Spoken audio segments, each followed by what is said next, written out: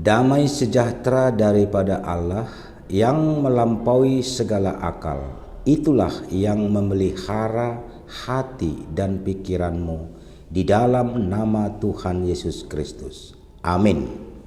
Selamat pagi dan salam sejahtera bagi kita semua. Bertemu kembali di acara Renungan Harian HKBP Distrik 29 Deli Serdang pada hari ini, Senin 4 Juli 2022. Firman Tuhan yang menyertai kita pada hari ini tertulis di Markus 11 ayat 25. Dan jika kamu berdiri untuk berdoa, ampunilah dahulu sekiranya ada barang sesuatu dalam hatimu terhadap seseorang, supaya juga Bapamu yang di sorga mengampuni kesalahan-kesalahanmu. Demikian firman Tuhan. Jemaat yang dikasihi oleh Tuhan kita Yesus Kristus, bagi umat Kristen, doa merupakan napas hidup. Doa adalah hubungan komunikasi antara kita dengan Allah, antara kita sebagai anak-anaknya dengan Allah sebagai Bapa kita. Allah adalah Bapa kita karena kepercayaan kita kepada Tuhan Yesus. Menaikkan doa artinya menempatkan diri di hadapan Allah dan mengaku diri sebagai makhluk ciptaannya. Doa-doa kita senantiasa berhubungan dengan permohonan, ucapan syukur, dan mohon pengampunan.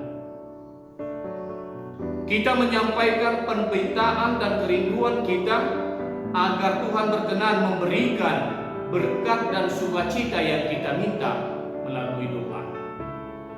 Dan pada umumnya kita berharap Tuhan akan mendengar dan mengabulkan doa-doa kita. Namun, ada kalanya kita merasa Tuhan tidak mendengar doa-doa kita karena kita belum menerima apa yang kita minta dalam doa yang sudah kita sampaikan. Jemaat yang dikasihi oleh Tuhan Yesus, dalam renungan hari ini kita memperoleh suatu pengajaran dari Tuhan Yesus tentang doa. Yesus mengajari para murid tentang pentingnya hati yang bersih dan damai pada saat kita berdoa. Dendam atau dosa-dosa yang kita biarkan terus bercokol di dalam hati kita bisa membuat doa-doa kita terhalang untuk mendapatkan jawaban. Itu merupakan penghalang hubungan kita dengan Tuhan. Sebelum kita berdoa, kita wajib terlebih dahulu mengampuni orang-orang yang masih mengganjal dalam hati kita. Artinya, doa hanya akan berakhir sia-sia jika kita belum melepaskan sakit hati atau dendam yang masih bercokol di dalam hati kita dan memberi pengampunan. Tuhan Yesus ingin kita sadar bahwa mengampuni orang-orang yang bersalah kepada kita adalah dasar utama untuk menerima sesuatu dari Tuhan. Tuhan sendiri sudah menunjukkan sikap tersebut terlebih dahulu. Dia selalu siap mengampuni kesalahan kita sebesar apapun. Tapi lihatlah bahwa itu bisa terjadi apabila kita mau mengampuni kesalahan orang.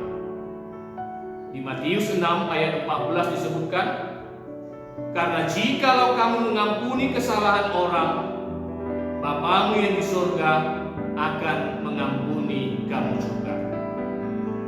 Pesan yang sangat penting dikemukakan Yesus lewat sandingan ayat antara menerima apa yang kita doakan dengan memberi pengampunan kepada orang-orang yang sudah menyakiti kita. Jangan berharap doa kita didengar jika kita masih menyimpan sakit hati dan dendam terhadap orang lain. Dengan kata lain, kita tidak akan dapat memperoleh pengabulan doa dan dendam dalam hati kita pada waktu yang bersamaan. Menyimpan dendam tidak akan membawa manfaat, selain akan menimbulkan berbagai penyakit dan membuat kita tidak bisa melangkah maju. Selain itu, terus mendendam dan tidak mau mengampuni pun akan membuat doa-doa kita terhalang, membelenggu iman kita sehingga tidak bisa tumbuh, bahkan menghilangkan kesempatan kita untuk menerima pengampunan dari Tuhan.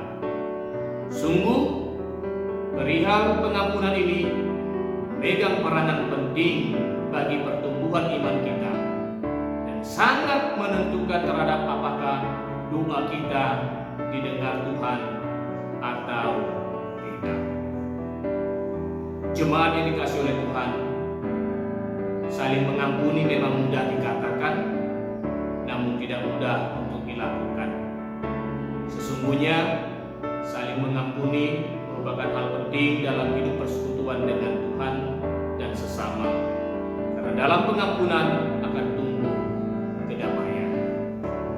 Sebagai anak-anak Allah yang senantiasa hidup dalam doa, sudah seharusnya kita juga meneladani Yesus Kristus yang senantiasa berbelas kasih dan mau mengampuni. Doa kita akan dijawab oleh Bapa jika kita senantiasa mau hidup di dalam kasih dan pengampunan.